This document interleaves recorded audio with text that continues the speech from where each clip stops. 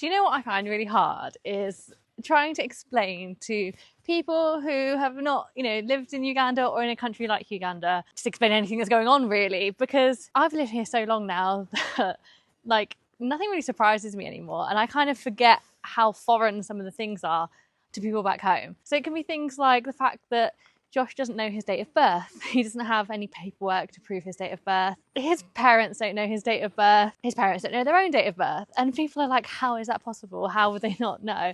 And it's just really, really common here.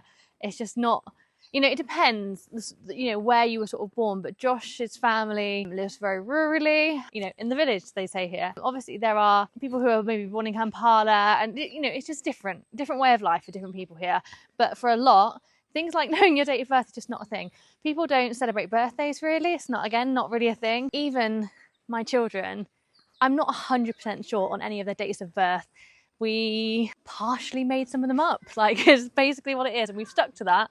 But there was no official paperwork for any of them. So it was all a little bit of guesswork. And it's things like this that then make processes really difficult, because obviously if you're coming to the UK, you've got to have your paperwork in order, and you can't just not have a birth certificate and things like this. So yeah, for me, I'm just like, none of that surprises me anymore, but I do get it, because that's just not something that would happen in the UK. So I get how people don't really understand how that can be the case.